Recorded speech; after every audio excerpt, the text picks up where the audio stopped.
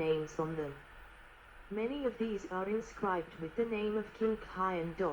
162. A large palace at Avaris has been uncovered, built in the Levantine rather than the Egyptian style, most likely by Khian.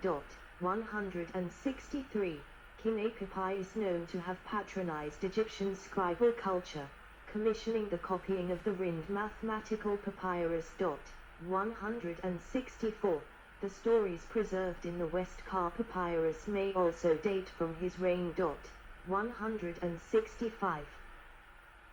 The so-called Hyksos sphinxes. The so-called Hyksos sphinxes are peculiar sphinxes of Amenemhat III which were reinscribed by several Hyksos rulers including Apipi.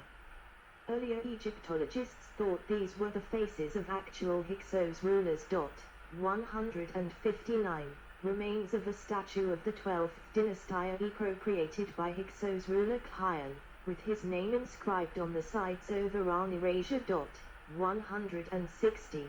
The so-called Hyksos sphinxes or Tanite sphinxes are a group of royal sphinx depicting the earlier pharaoh Amenemhat III, 12th dynasty, with some unusual trace compared to conventional statuary, for example prominent cheekbones and the thick mane of a lion, instead of the traditional Nem's headcloth.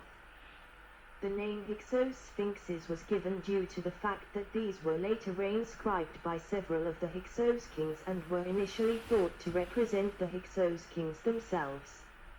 19th century scholars attempted to use the statue's features to assign a racial origin to the Hyksos. 166.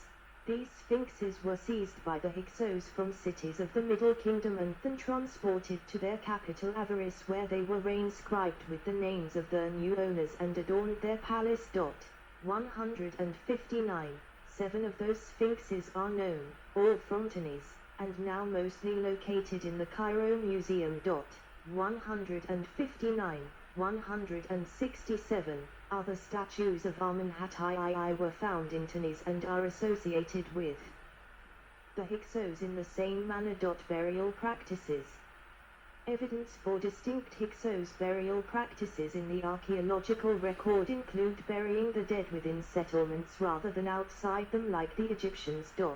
168. While some of the tombs include Egyptian-style chapels, they also include burials of young females, probably sacrifices, placed in front of the tomb chamber.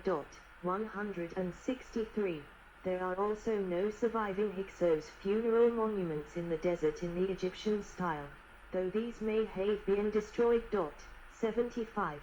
The Hyksos also interred infants who died in imported Canaanite amphorae. 169. The Hyksos also practiced the burial of horses and other equids, likely a composite custom of the Egyptian association of the god Set with the donkey and Near Eastern notions of equids as representing status. 170. Technology. The Rind mathematical papyrus was copied for the Hyksos King Apipi. The Hyksos use of horse burials suggests that the Hyksos introduced both the horse and the chariot to Egypt. 171.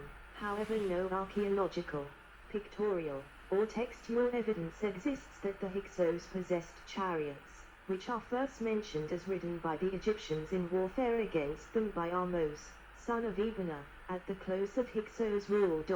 172. In any case, it does not appear that chariots played any large role in the Hyksos' rise to power or their expulsion. 173. Joseph Wegner further argues that horse riding may have been present in Egypt as early as the late Middle Kingdom, prior to the adoption of chariot technology. 174. Traditionally, the Hyksos have also been credited with introducing a number of other military innovations, such as the sickle sword and composite bow. However, to what extent the kingdom of Avaris should be credited for these innovations is debatable with scholarly opinion. Currently divided. 14. It is also possible that the Hyksos introduced more advanced bronze working techniques. Doubtis is inconclusive. They may have worn full body armor. 175. whereas the Egyptians did not wear armor or helmets until the New Kingdom. 176. The Hyksos also introduced better weaving techniques and new musical instruments to Egypt. 175. They introduced improvements in viniculture as well. 72. Egyptian duckbill-shaped axe blade of Syro-Palestinian type, a lethal technology probably introduced by the Hyksos. 1981-1550 BC. 176. Egyptian duckbill-shaped axe blade of Syro-Palestinian type, a lethal technology probably introduced by the Hyksos. 1981-1550 BC. 176. A bronze Hyksos period spearhead, found in Lachish. 1780-1580 BC. 177. A bronze Hyksos period spearhead, found in Lachish. 1780-1580 BC. 177. The horse was probably introduced to Egypt by the Hyksos, and became a favorite subject of Egyptian art, as in this whip handle from the reign of Amenhotep III, 1390-1353 BC. 178.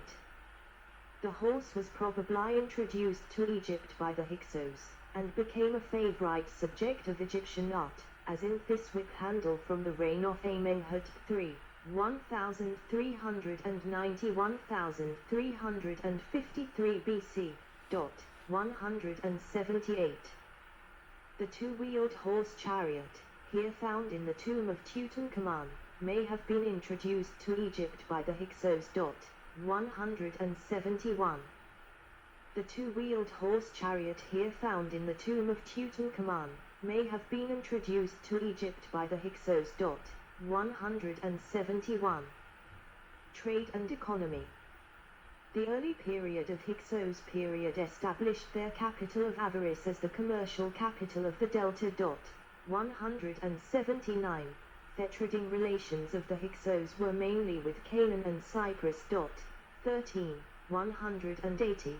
Trade with Canaan is said to have been intensive, especially with many imports of Canaanite wares, and may have reflected the Canaanite origins of their dynasty. 181. Trade was mostly with the cities of the northern Levant, but connections with the southern Levant also developed. 49. Additionally, trade was conducted with Fayum, Memphis, oases in Egypt, Nubia, and Mesopotamia.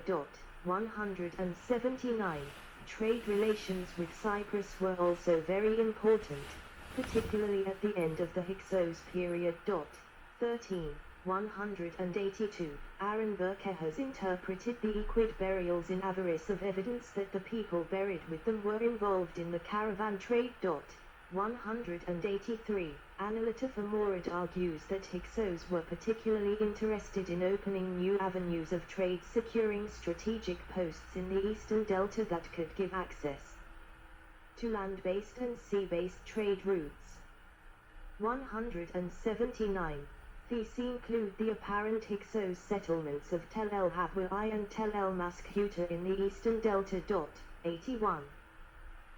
An example of Egyptian Tel El Yahudiware, a Levantine-influenced style. According to the Camus-Slee, the Hyksos imported chariots and horses, ships, timber, gold, lapis lazuli, silver, turquoise, bronze, axes without number, oil, incense, fat and honey. 13. The Hyksos also exported large quantities of material looted from southern Egypt, especially Egyptian sculptures, to the areas of Canaan and Syria. 181. These transfers of Egyptian artifacts to the Near East may especially be attributed to King Apipi. 181. The Hyksos also produced local, Levantine-influenced industries, such as Tel El Yahudiware. 179.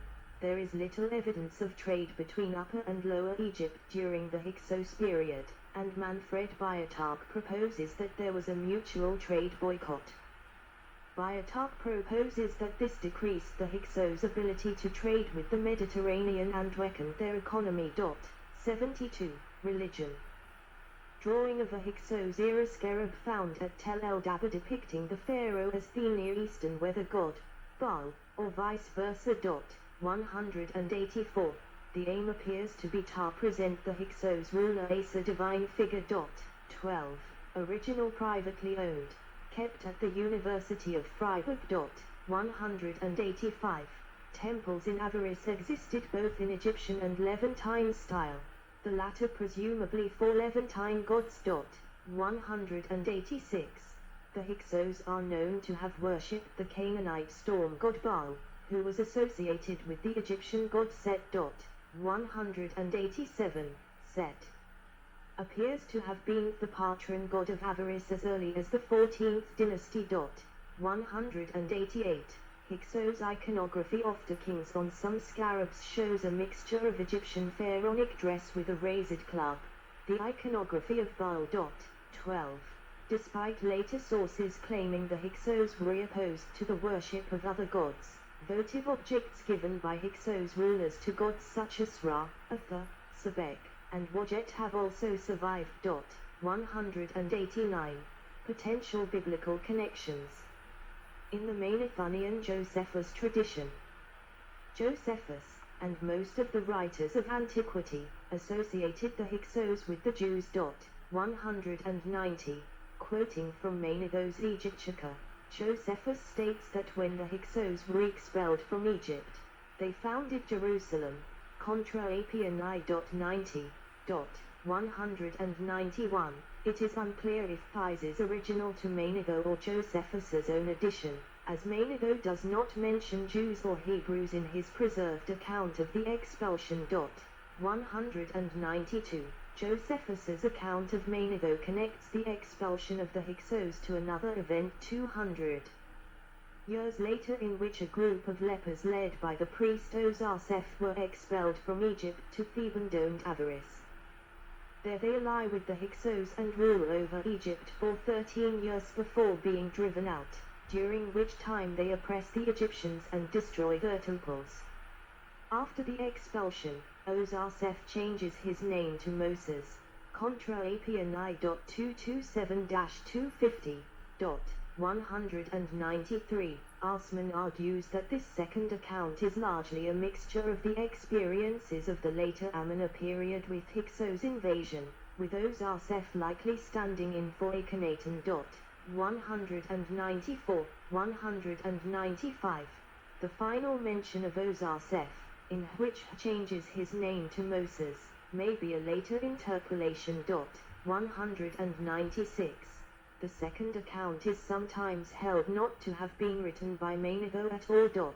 197. In modern scholarship, the majority of modern scholars do not believe that the Egyptian story elements in the Bible can be demonstrated with historical methods. However, some scholars have attempted to tie the narratives of the Hyksos period to the Exodus period. 198. Scholars such as Jan Arsman and Donald Redford, for instance, have suggested that the story of the biblical Exodus may have been wholly or partially inspired by the expulsion of the Hyksos. 199. 200. 201. An identification with the Hyksos would only depart minimally from accepted biblical chronology, and their expulsion is the only known large-scale expulsion of Asiatics from Egypt. 202. Other scholars, such with Manfred Biotarch, have pointed out several problems with such theories, including the conflict between the portrayal of the Hyksos as a ruling elite with a background in trade and seafaring and the biblical portrayal of the Israelites as oppressed in Egypt. 203. Semitic visitors to Egypt. In the tomb of Gnumhud II, c. 1900 BC, John Bright states that Egyptian and biblical records both suggest that Semitic people maintained access to Egypt at all periods of Egypt's history, and he suggested that it is tempting to suppose that Joseph, who, according to the Old Testament, Genesis 39 hours 50 minutes, was in favor at the Egyptian court and held high administrative positions next to the ruler of the land, ways associated to the Hyksos rule in Egypt during the 15th dynasty. Such a connection might have been facilitated by their shared Semitic ethnicity. He also wrote that there is no proof for these events. 55. Howard Bose has suggested that the coat of many colors said to have been worn by Joseph could be similar to the colorful garments seen in the painting of foreigners in the tomb of Khnumhotep 2. 204. Ronald B. Girbay notes a number of problems with